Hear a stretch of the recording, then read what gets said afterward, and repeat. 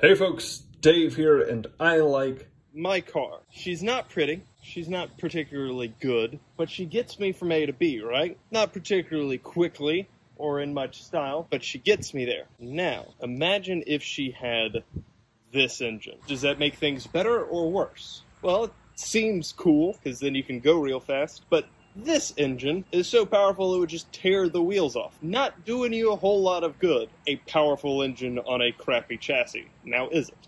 And now we come back to the Kershaw Induction, and specifically, how big it is. The Induction compared to an Ontario Rat number 1 and number 2. The Induction compared to an Endura and a Delica. Induction compared to a Spyderco Paramilitary 2 and a Para 3. And finally compared to a Benchmade Grip Battalion and a Mini Grip.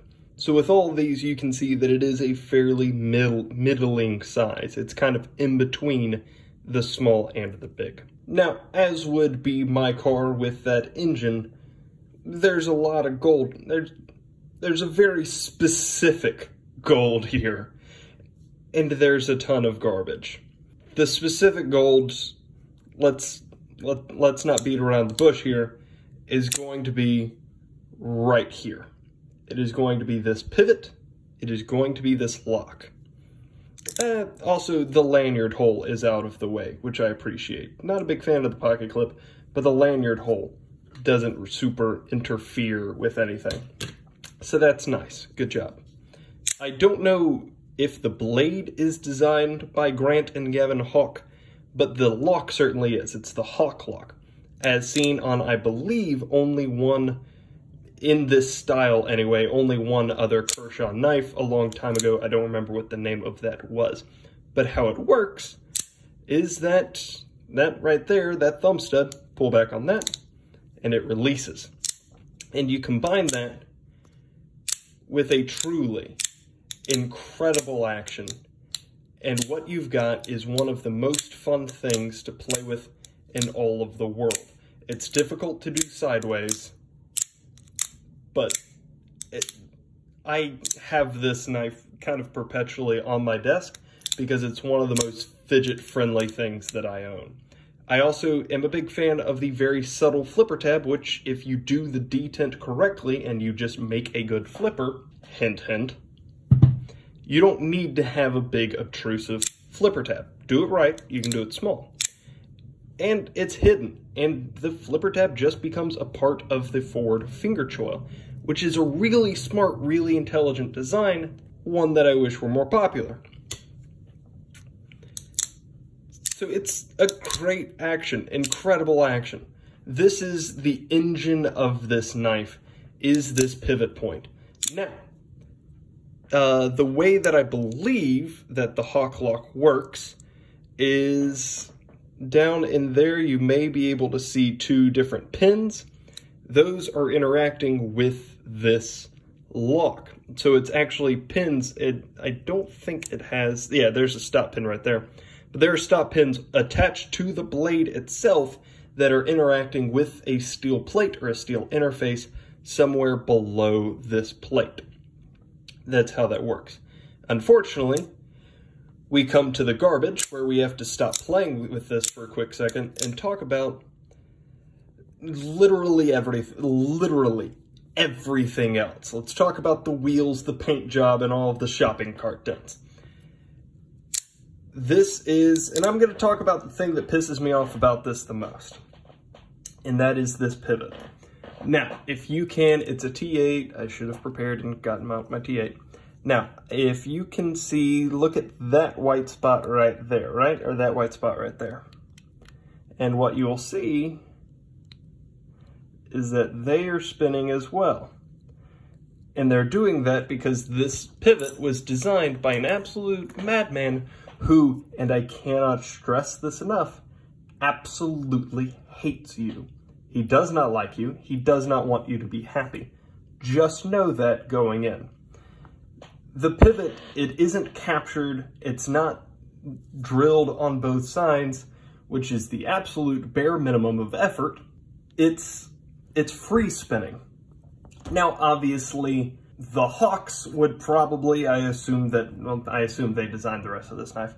The Hawk's argument for that would likely be because, you know, it's such an intricate lock that you don't want people getting in there and messing it up or some such. But that's absolute garbage. I disagree with that as a mindset. I think it is lazy more than anything, and quite frankly, how dare you?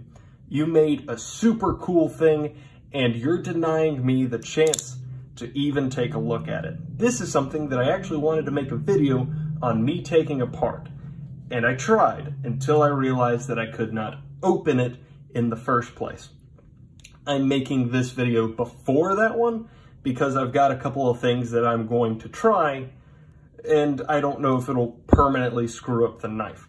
This isn't worth carrying, so I'm perfectly fine if I throw it at a truck or something like that. The reason it's not worth carrying is mostly right there.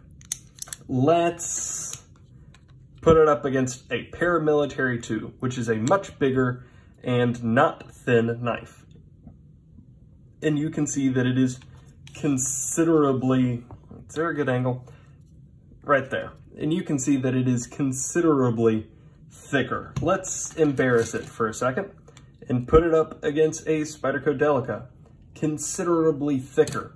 This is a fat chonky. It's about 4 ounces. You get about 3.15 inch of blade. It's, you know, decent grip area. The blade isn't super slicey, but it's just so thick. I assume to incorporate a lot of the moving parts involved with the lock and with the pocket clip side. They just wanted to have something of equal thickness. I don't know.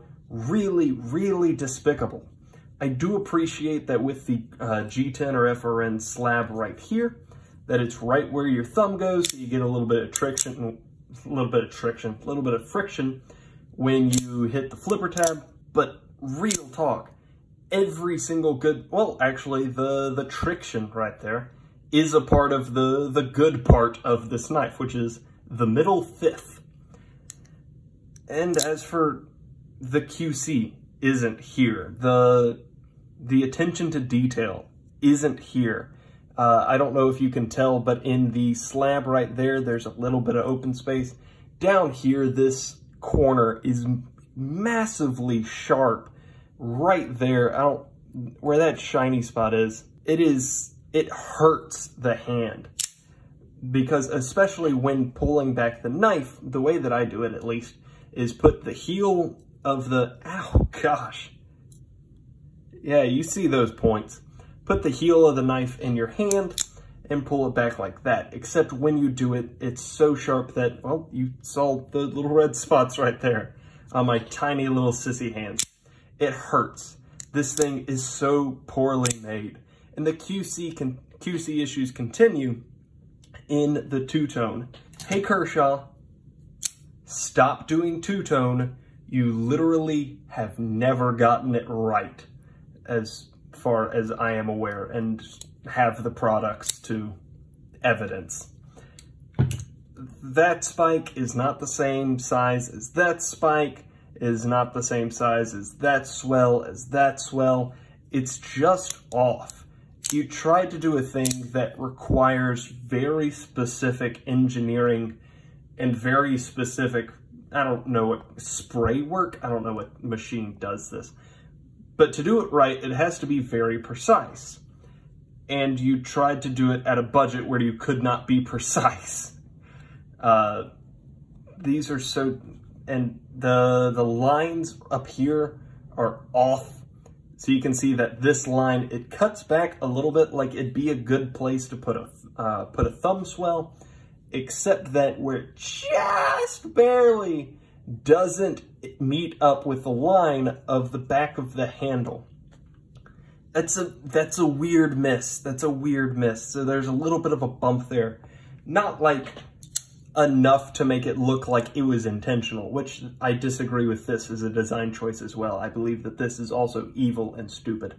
I believe that this is just lazy, which is, I don't know if that's better or worse, but ugh. This is, and obviously materials, because this is a cheap knife, there's going to be under 20. I believe there at the end it was under 15. It's been since discontinued, and I don't think anybody actually has this in stock anymore. But the materials, you're getting stainless steel, you're getting 8CR13 MOV, you're getting pretty shoddy work as far as, you know, where the grind is. That's just lazy, it's overground, you can see right there. Bad pocket clip. This is not a good knife, which is upsetting because it is an absolutely balls to the wall, mind-blowing, amazing flipper. And I really hate that this got wasted on this. I had a similar complaint concerning the Kershaw fraction. The difference is that I believe that the fraction is redeemable, mostly because of its size. I do not believe that this is redeemable, mostly because of its size and because of the sharp parts that aren't supposed to be sharp.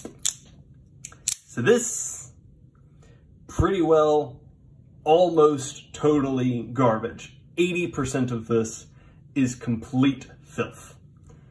You just got one part that's incredible. Absolutely incredible. I really hate what a good flipper this is, because it means that I can't just throw this. All right, full transparency. I have a big box of knives that I carry fairly regularly. Over there, I have a box of knives that I, use and bring up occasionally under my desk right there. And I have a bag of knives that I just keep in my closet so that I don't have to ever see them again. And this has to stay on my desk. I can't just throw it in my closet. It has to waste space sitting on my desk just so that I can continue playing with it, even though I know I will hate it every time that I do so and never ever carry it. And that's upsetting for me. So I'm glad this is dead. I'm so sad that this is dead. This was a weird one today. Thanks for bearing with me. If you have any questions, comments, concerns, or stories, let me know down below. And other than that, y'all have a great day. Bye.